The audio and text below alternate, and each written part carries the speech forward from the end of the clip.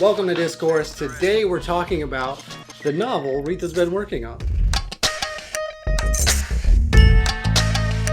You had wrote a prologue to your novel, I think, a long time ago. Yep. And I thought it was super interesting. Yeah, so I read this like a year ago because that's when you started it. And then also, so what I did was, apparently something you're not supposed to do as a writer, I wrote a lot, like 4 chapters, which to me is a lot, maybe not to everybody else, but I did write, and then I deleted a lot of stuff. Yeah, so apparently you're not supposed to do that. Yeah, I would say don't delete anything, especially writing your first novel. I think you should build momentum for yourself, and you should just keep writing and keep writing and keep writing, knowing you're going to delete it. Because you just need to get a feel and an understanding of what the whole novel is going to be like. Yeah. And then once you write the whole thing, you're going to come back and edit it. And you're going to say, you know what, that was crap, but I said it better later. So I'm just going to delete this part and then maybe write something smaller just to connect the scenes. And you'll have a better understanding of your novel overall. And it'll help you fix those bad scenes, right? Yeah, I feel like what I'm doing as a writer is I'm being a reader as I'm writing. Yeah. Meaning, like, would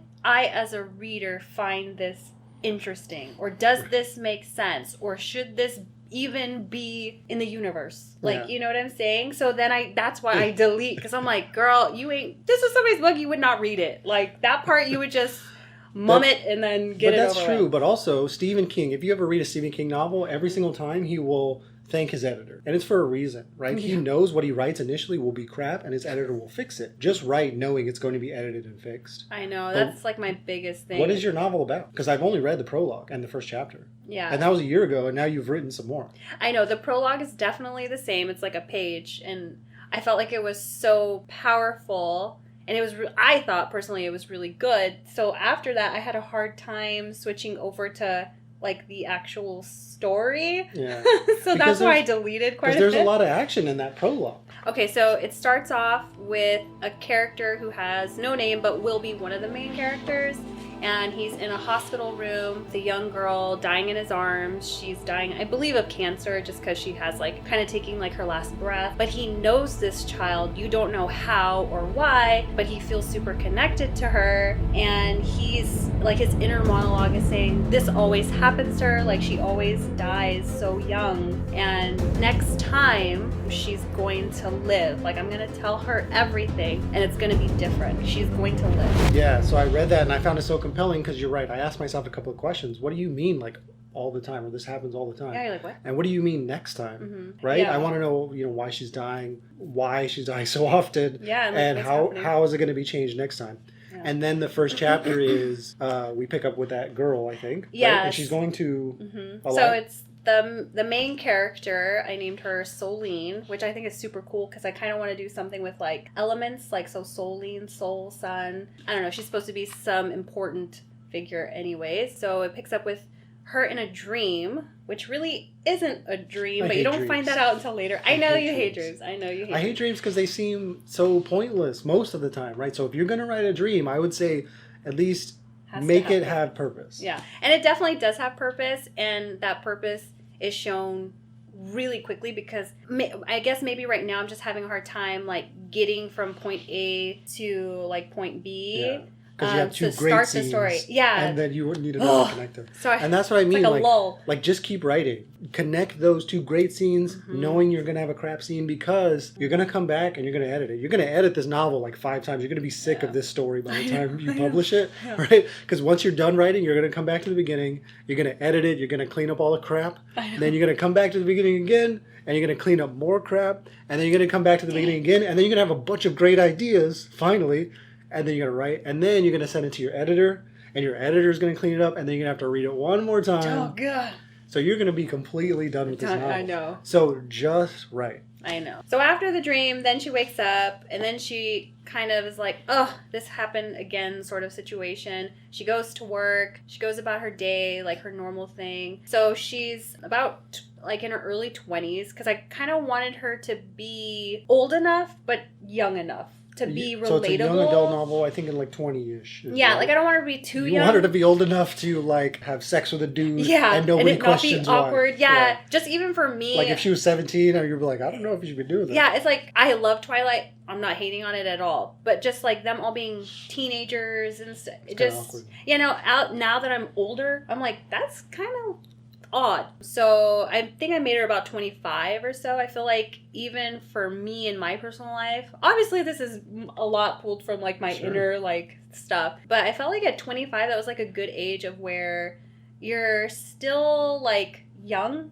and vibrant and have like hopes and dreams and ideas. So much potential. But you're old enough to kind of like really see the world for what it is and like understand things and life and people, you know, the connections. Yeah, I the think at that age there's so much potential and you see that potential and then you see there's so many things to be done. Whereas older in life, you see that potential in the past and you're like, oh, all of these bad choices. Yeah, you're like, oh God, I'm over it. And you're just tired and bitter with people. I don't want that, you know. So this is pre-bitter. Yeah, pre-bitter times. So she's going to work, she's going about her day. She's going to go and take care of her mother, who she takes care of quite often because her mom kind of is just living but not living. There's a really cool scene that I think is really interesting. It's like a page just in the house with her mom or the apartment. And then to me, it's so powerful because you understand the dynamic very quickly. Between her and her mom. Between her and her mom. Are you going to give her mom like a good backstory? I'm not sure yet. Because I feel like you need the reader to care about both characters. But there is no relationship. For that, you say there's no relationship, but they have a relationship. You know what I mean? She takes care of her mom. They have to have a relationship, a bad one or a good one, right? Yeah. So if you want people to care about that relationship or non-relationship, we need to understand and appreciate both characters so that their connection matters, my opinion. I know, I think I kind of previously had some things in there, like, maybe I still do. I have to go back and read it. Like when I wrote my book, I was writing the protagonist's backstory, and the backstory is about his mom and dad and what they did. And I had to like get the reader to understand who those characters were and care about those characters before I tragically brought those characters to an end. Yeah. But they did have a quick backstory. They did have a quick explanation as to who they were in the story. And then, you know what I mean? And then I explained why things mattered. Well, I think mostly for me, I just wanted the reader to understand that it wasn't a good relationship and that her life, not that her life was just like super horrible and tragic, but that it was kind of like not a great life. Yeah. And that's kind of my whole point with all her past lives is what I'm going to explain too, is like all of her lives have just been so horrible. Yeah. And then it'll matter at some point why they were all so horrible, because there's some dark magic and stuff like there's just some dark magic thrown there's in some there? dark magic and you stuff. Didn't mention that. I know, so there's some dark magic just sprinkled throughout. Yeah, so like it does matter, but like her mom doesn't matter. You understand what I'm saying? Because they're all just different. So her mom lives. really speaks to her character and dimensions and depth, rather than that being the crux of the story. Right, exactly. So I thought that was a super cool scene and very powerful, and then it leads to her not discovering her powers, but us kind of discovering her powers for the first time. Right. And that's when she also meets the next main character. So it's not a mystery to her? Her powers are not a mystery to her? They're just a mystery to the readers? So she knows, it is kind of talked about a little bit before this happens, but she kind of says like, weird things always have happened to her in her life, things that she can't explain. She's gone and seen doctors and they just say that it's like some kind of a mental illness. Like doctors do. Exactly. Like if you take anything to a doctor, they're just like, here's some medication. Yeah, because they just say it's like hallucinations or figments of her imagination or something like that. So is she taking medication? I'm not sure yet, just because I kind of don't want to like dwell too much on the mental illness of it all. Yeah. But then again, I just kind another of do. dimension. Yeah, but then so I'm not sure about that yet, because I'm chill with mental illness, you know, I'm good with mental illness. I'm good with psychosis, people, you know, taking care of dual themselves. Like, I'm an advocate for that, you know what I mean? Taking medication, whatever you need to be healthy and happy and safe. Like, that's all that matters. But I'm just not sure if that's what I want to be, like, the focus on. But it kind of, like, gives us an explanation as to why weird things happen to her. But then this scene happens, and you're like, oh, shit, she's got powers. She def got powers. Yeah, she has powers. But to her, she's like, it's normal, but I just don't understand it. You know what I mean? Okay. That makes sense. So when I read it, you wrote the prologue and then you wrote chapter 1. How much have you written so far? So it's only the prologue in 2 chapters. So very short chapters. You only wrote 1 more chapter in a whole year? Because I had 4, remember? And then I... Oh, that's right. So you wrote 4 and then you deleted and rewrote. Why would you delete? I know. Hey, don't you ever delete anything. I did have 4 solid, like, chapters, but they were just crap. I was like, if I was a reader, I wouldn't read this. That's crap. okay. They're not going to read your first draft. They're not going to read your first draft. So that's where now why I have 2 chapters.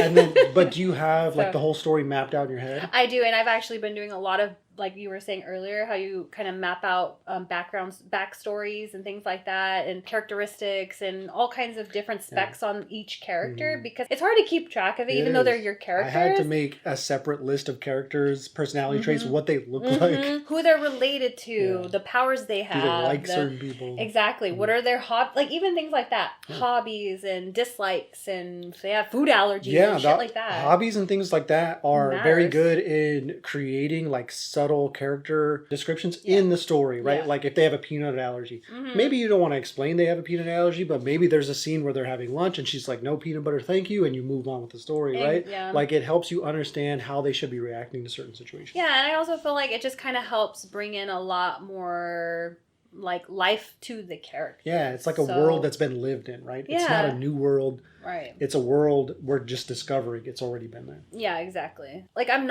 obviously one person.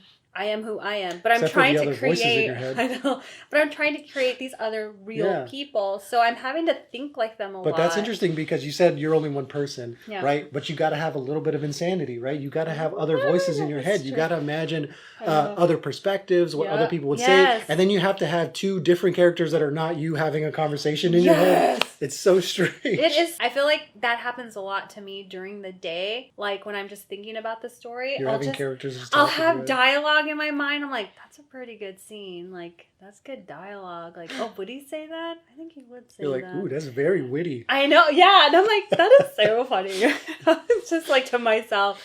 I find myself funny. How much more do you think you'll be writing in the next like month? I mean, I feel like this week especially, I don't know why. Maybe because we've been watching Lord of the Rings stuff, the power. Freaking good TV shows always getting in the way. But I think that actually has been kind of like sparking something, because my book is fantasy, it's stuff like that. It's gonna have fairies and power and dark magic and whatnot. Kingdoms and dark magic, all that stuff. So it's gonna have a lot of those like mythological creatures, things like that. So I think mainly like watching that, I'm like, oh, it's starting to like. This whole week, every single day, I've been thinking a lot about it. Inspiring. So I've been doing a lot of writing this week. But then there's weeks where I go forever not writing anything or even thinking about it. You should definitely try to keep, again, the momentum, right? Yeah. Like writing even a few sentences, even like a paragraph, a scene, at least a week. You know what makes me angry though? When I'm driving, I'll have something like a good line. This happened to me 2 days ago. I had such a great line that was like, oh my gosh, like it was like so great. It was literally just like maybe 7 words. I was driving, so I couldn't write it down or anything like that. So I was like, well, hey Google, make a note. I know. I should try that. You're right. When I'm driving, because I swear it was so great, and I tried to write it down later, and I'm like, I don't even know. Like, it's gone. Who even said that? I don't know. If you want to hear more about Retha's story, we're going to try to cover it as she slowly pieces it together and keeps writing. Let us know in the comments what you think about it. You may end up, changing the direction of the book if she, finds your comments inspiring. All the tracks are ready.